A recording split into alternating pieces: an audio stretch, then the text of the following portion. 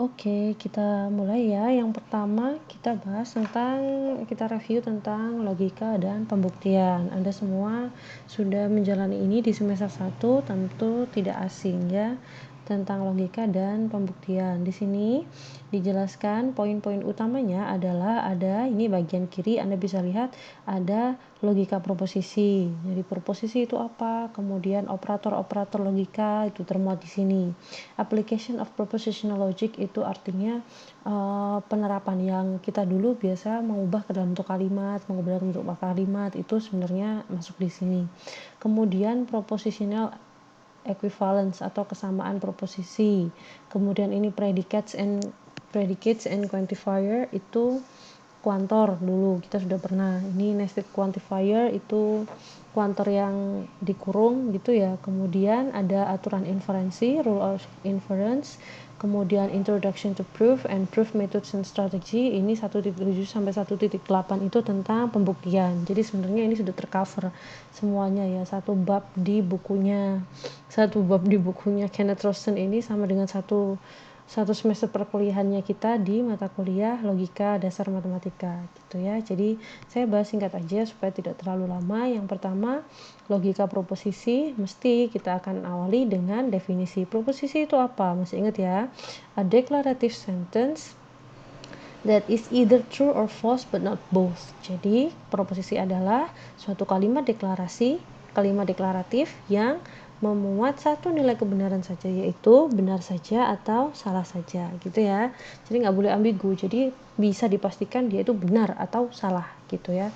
Nah dulu sudah pernah nih contohnya kayak gini nih. Jadi ini adalah benar, kemudian 3 sama 4 ini contoh yang salah gitu. Nah yang di bawah ini adalah contoh-contoh yang bukan proposisi karena dia bukan kalimat deklaratif ya, atau kalimat deklaratif tapi dia tidak bisa ditentukan nilai kebenarannya. Ini x plus 1 sama dengan 2 karena masih memuat variabel ya. Sudah. Kemudian next kita mengenal beberapa operasi dasar basic, yaitu negasi ya kan, ada negasi. Kemudian masih ingat negasi ya, negasi itu kan kebalikan. Jadi kalau kalimat awalnya bernilai benar dikenakan negasi, maka dia jadi bernilai salah. Kalau kalimat awal sudah salah dikenakan negasi, dia menjadi benar karena maknanya kebalikan. Oke, konjungsi ya, operator konjungsi atau operator dan. Dia bernilai benar jika dua-duanya bernilai benar. Kalau cuma salah satu nggak boleh ya, dua-duanya harus benar baru dia akan bernilai benar. Kemudian temannya konjungsi ada disjungsi yang dinotasikan dengan V yang terbalik ke atas. Kalau yang konjungsi tadi V ke bawah, dia proposisi yang biasanya itu kalimat penghubungnya adalah atau. Kalau konjungsi kan kita pakai dan. Nah di sini ini kalau disjungsi itu dia baru akan bernilai salah kalau kedua-duanya salah gitu. Jadi kalau salah satu aja yang benar boleh, dua-duanya benar juga boleh gitu. Dia baru akan bernilai salah jika dua-duanya salah. Masih ingat ya? Oke, next. Kemudian kita mengenal dulu disjungsi ada dua ya, disjungsi inklusif, disjungsi eksklusif gitu ya. Nanti diingat-ingat lagi. Ini sudah ada nih di sini. Kemudian ini kita mengenal kalau ada tanda panah seperti ini kita sebut sebagai implikasi gitu. Nah, ini kalau yang ini disjungsi eksklusif nih. Nih, yang definisi 4 nih disjungsi eksklusif kalau kita dulu pakai V dilingkari gitu. Kalau di sini dia punya simbol sendiri. Boleh sama aja ya. Pakai yang mana aja boleh. The proposition that is true when exactly one of P and Q is true and is false otherwise. Jadi kalau salah satu aja yang benar itu boleh. Kalau dua-duanya benar malah nggak boleh gitu ya. Dua-duanya salah juga nggak boleh gitu ya. Namanya eksklusif, mintanya sendiri, yang benar cuma satu aja gitu ya. Terus ini conditional statement itu artinya kalimat yang mengandung kondisional atau implikasi. Kalau kita pakainya bahasa implikasi, kalau di luar banyak yang pakai istilah kondisional. Jadi nilai kebenaran itu karena melihat pada kondisinya. Masih ingat ya bahwa kita itu ketika kita berhadapan dengan implikasi, dia selalu bernilai benar kecuali pada kondisi di mana P-nya itu benar dan Q-nya salah. Lainnya benar, pokoknya lainnya benar. Tapi kalau yang depan benar, yang belakang salah, dia bernilai salah gitu ya. Implikasi sudah, nanti sambil dicek lagi. Anda bisa buka file dari saya dulu atau catatan gitu ya, silahkan. Kemudian kita di dalam implikasi itu kita mengenal istilah converse, kontrapositif sama kontrapositif atau kontraposisi sama inverse. Nah, diingat-ingat ya. Diingat-ingat, kalau converse itu artinya dibalik. Nah ini the proposition Q maka P. Jadi yang awalnya P maka Q, kalau kena converse berarti dia dibalik. Kalau kena inverse itu dia tidak dibalik tapi kena negasi. Kemudian kalau kontrapositif atau kontraposisi itu dibalik sekaligus dikenakan negasi. Ini kontraposisinya kayak gini gitu ya. Setiap implikasi selalu ekuivalen dengan kontrapositifnya. Kalau converse dia ekuivalen dengan inverse. Jadi nilainya kalau implikasi awal itu ekuivalen dengan si kontrapositifnya ya. Itu harus diingat-ingat tuh yang kayak gitu. Terus ada lagi B kondisional. Kalau kita mengenalnya adalah B implikasi. Dia ini panahnya dua arah. P if and only if Q. The B conditional statement true when P and Q have the same truth values. Jadi kalau benar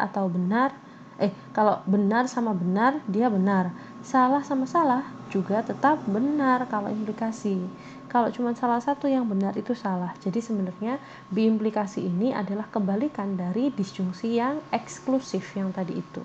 Gitu ya, implikasi. Sudah. Itu. Kemudian biasanya ini akan ada aplikasi si kalimat soal-soal. Boleh lah ya dicoba di sini nanti. Kemudian ini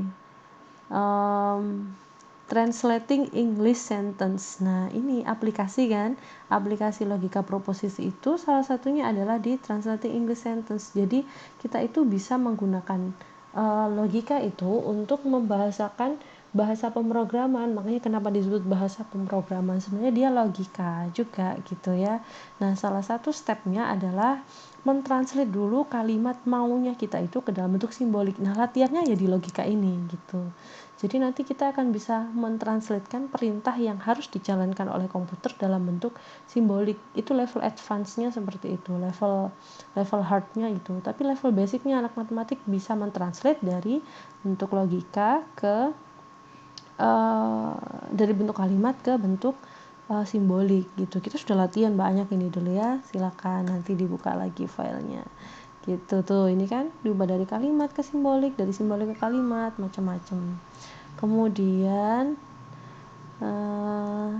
ini ekuivalensi, ada hukum-hukum, masih ingat ya, ada hukum De Morgan. Nah, ini kalau hukum De Morgan, hati-hati kalau negasi dari konjungsi dia menjadi disjungsi, tapi negasinya dikasihkan masing-masing gitu. Kemudian ada beberapa hukum lainnya, masih ingat ya, nanti akan muncul. Nah, ini hukum-hukum lainnya, hukum identitas, hukum dominasi, idempoten, masih ingat ya, komutatif, asosiatif, distributif, De Morgan gitu. Ini dia pakai istilah T sama F. Kalau di bukunya Pak Munir dulu kita pakai 1 sama 0, sama aja. Hukum negasi, hukum penyerapan dan sebagainya. Ada banyak ya hukumnya. Terus ini adalah beberapa yang bernilai ekuivalen. Contohnya ini, implikasi itu ekuivalen dengan negasi P atau Q. Kalau bentuk lainnya ini P maka Q ekuivalen dengan kontrapositifnya dan seterusnya. Ada banyak di sini. Nanti Anda bisa lihat pakai file yang sudah saya kirim. Nah, itu bisa dibuka lagi nanti ya. De Morgan sudah. Nah, ini dulu masih ingat ya kita. Namanya apa dulu kita?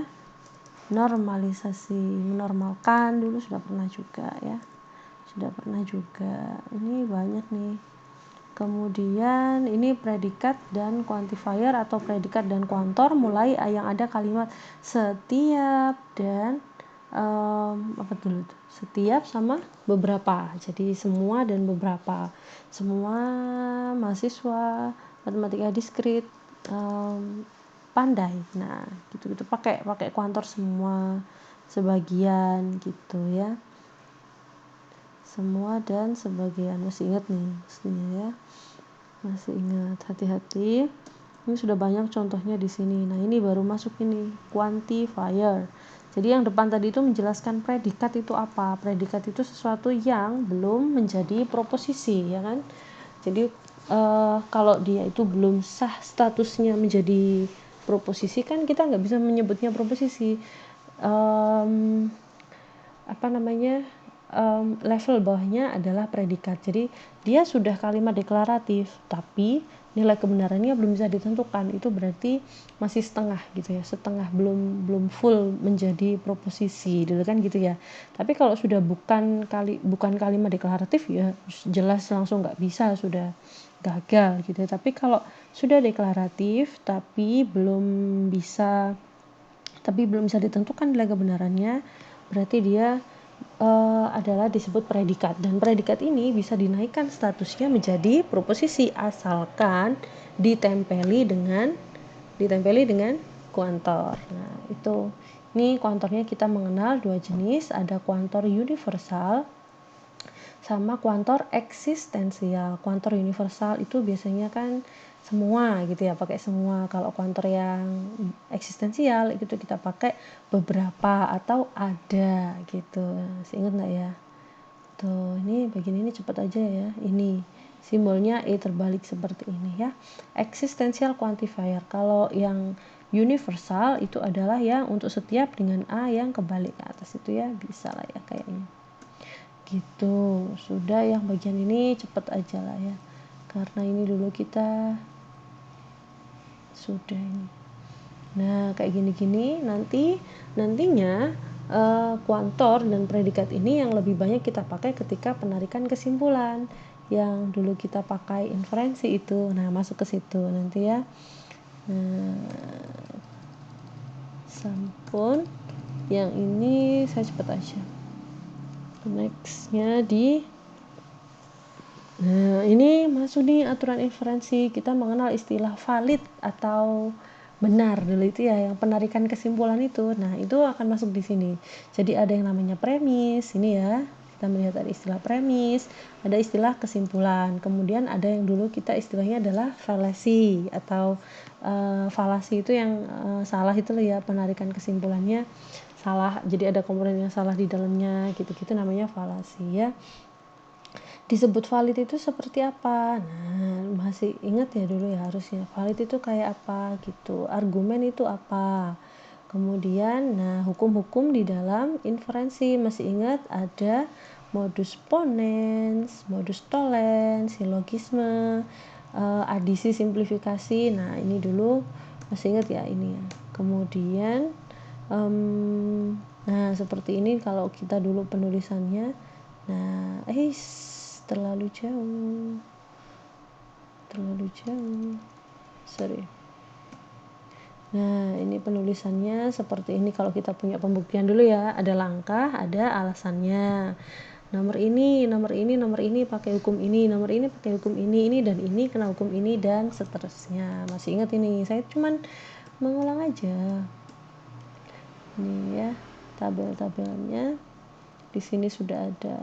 Oke, terus yang bab selanjutnya adalah pengenalan tentang pembuktian. Dulu kita sudah pernah ya membuktikan itu, kita bisa pakai metode langsung, ini direct proof, atau metode tak langsung.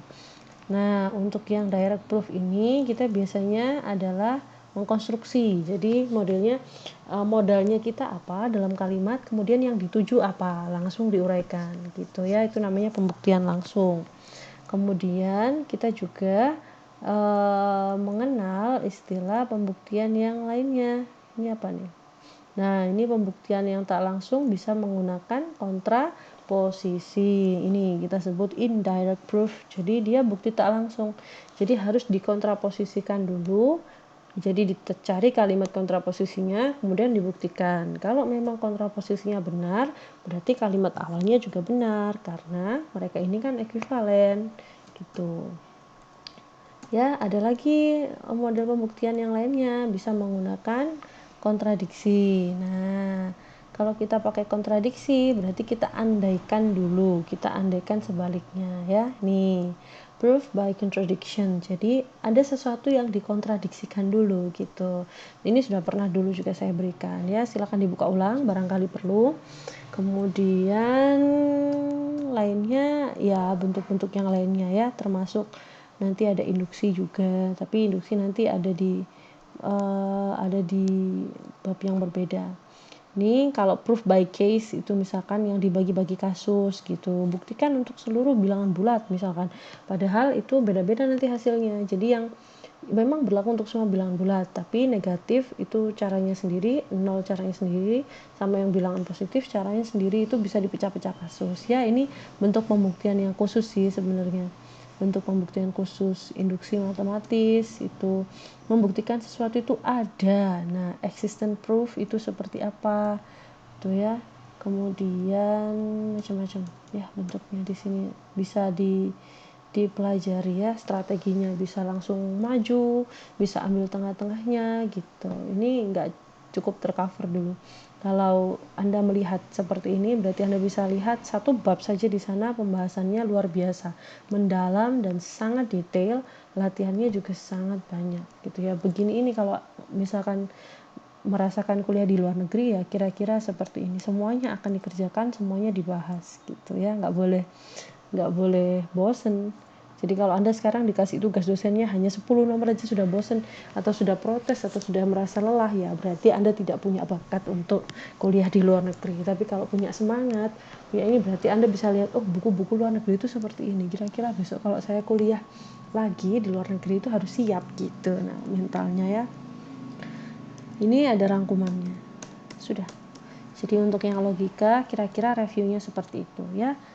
Di video selanjutnya nanti akan saya lanjutkan yang bagian yang chapter 2. Oke.